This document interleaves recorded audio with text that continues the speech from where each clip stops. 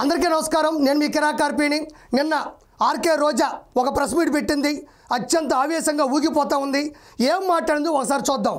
ఈ ఏడాది కాలంలో మీరు ఏం చేశారయ్యా అని ఎవరైనా అడిగితే ఈ ఏడాది కాలంలో మీరు ఏం చేశారు అని ఎవరైనా అడిగితే ఈ ఏడాది కాలంలో చంద్రబాబు నాయుడు గారు చాలా చేశారు.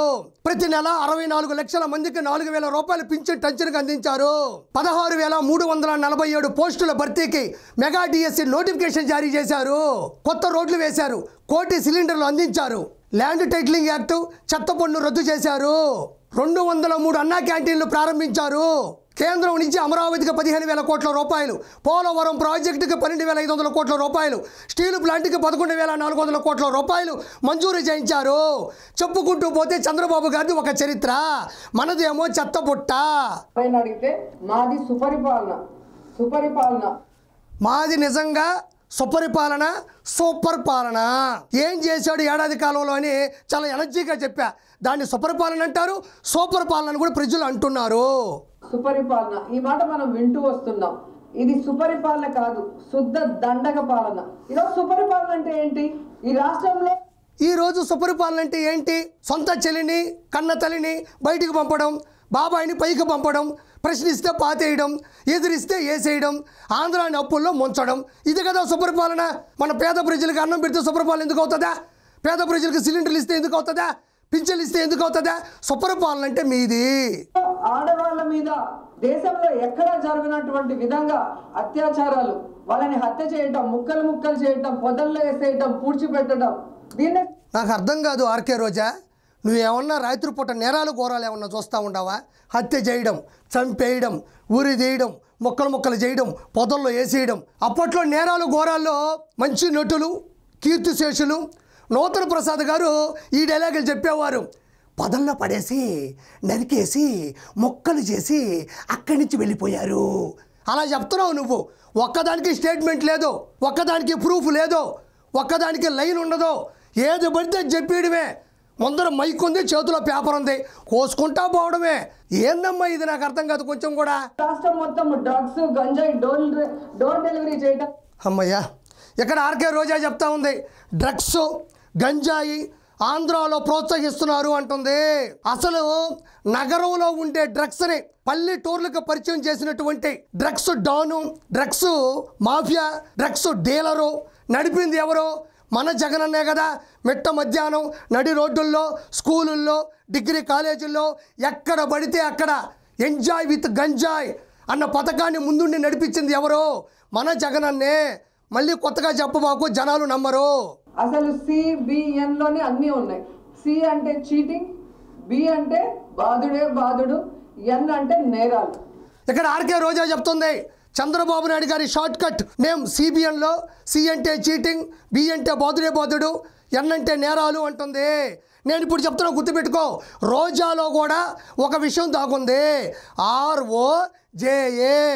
R అంటే రేపు, O అంటే వచ్చేది, J అంటే జగనన్న, A అంటే అధికారం. రేపు వచ్చేది జగనన్న అధికారం. ఈ భ్రమలో ఉండే కదా నువ్వు బతుకుతున్నావు. నీ పేరులో కూడా మొత్తైన గమ్మత్తైన అర్థం ఉంది. అన్న ఇంకెప్పటికీ రాడు.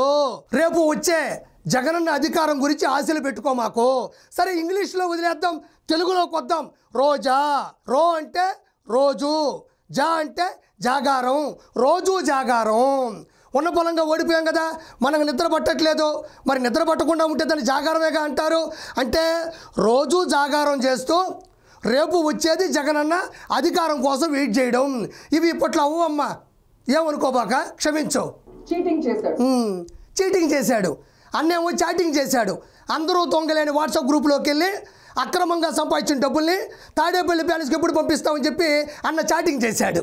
మొన్న వెన్నుపోటు దినంలో ప్రజలందరూ కూడా స్వచ్ఛందంగా ప్రతి నియోజకవర్గంలో కూడా బయటకు వచ్చి ఈ ప్రభుత్వం మీద ఎంత వ్యతిరేకత ఉందో చూపించగానే ఈ కూటమి ప్రభుత్వానికి కూసాలు కదిలే. అమ్మయ్యా, జగనన్న వెనక జనాలు అంటాం. మరి ఆ జనాలు ఎందుకు ఓట్లే లేదు అంటే ఈవీఎంలు అంటాం. మరి అదే ఈవీఎంలు 2019లో కూడా ఉన్నాయి అంటే నోరు తెరుస్తావు. నేనేం మాట్లాడాలి నీతో? నాకు అర్థం కావడంలే. మొన్న జగన్మోహన్ రెడ్డి వెనకొచ్చిన జనాలను చూసి కూటమి ప్రభుత్వానికి కోసాలు కదిలే అంటుంది.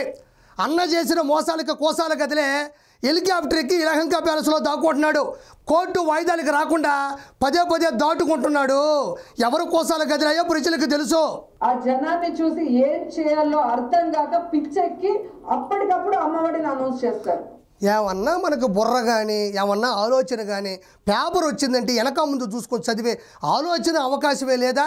ఆ జనాల్ని చూసి చంద్రబాబు నాయుడు గారు భయపడిపోయి అప్పుడుకప్పుడు తల్లికి వందనం అమౌంట్ వేసేసాడంట. ఏది 67,27,164 మంది విద్యార్థుల యొక్క తల్లుల అకౌంట్లోకి అప్పటికప్పుడు భయపడిపోయి డబ్బులు ఇలా వేసాడు. శ్రవణ్ ఇదిగో నీ డబ్బులు, చంద్ర ఇదిగో నీ డబ్బులు, లావణ్య ఇదిగో నీ డబ్బులు. ఏంది అన్ని వేల కోట్ల రూపాయలు అప్పటికప్పుడు భయపడిపోయి అకౌంట్లు వేసేసాడా? వెయ్యాలి అనుకున్నారు, వేసేసారు అంతే. జనాలు ఎలా నమ్ముతారు నీ మాటలో? భయపడిపోయి అప్పటికప్పుడు అమౌంట్ వేసేసారు.